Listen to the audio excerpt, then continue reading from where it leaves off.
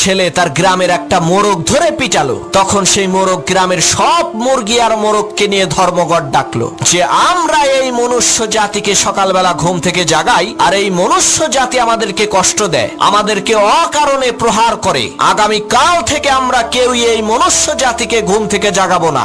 দেখি ওরা কি করে কাজকর্ম করে খায়। যে কথা সেই কাজ। তারপরের দিন সকালে সেই গ্রামের একটা মোরগও ডাকাডাকি করলো না, চুপ করে রইল। কিন্তু তারা ক্ষোভ থেকে বের হয়ে দেখলো এ কি অবাক কাণ্ড, গ্রামের সব মানুষ ঘুম থেকে উঠে তারা তাদের কাজকর্ম করছে। তখন গ্রামের সকল মুরগি আর মোরগ বুঝতে পারলো আমরা যদি না থাকি, বাকবাকুম করে না ডাকি, তাহলে মানুষের জীবন ধারায় কোনো পরিবর্তন হবে না। ঠিক একইভাবে বন্ধু, তুমিও যদি না থাকো এই পৃথিবীর কিছুই আসবে যাবে না। তুমি তো ভালো, পৃথিবীর বিশাল বড় রাজা বাদশাহ নবী রাসূল তারাও চলে গেছে, তাই বলে কি পৃথিবী থেমে আছে? পৃথিবী তার আপন গতিতে চলছে আর কিয়ামত পর্যন্ত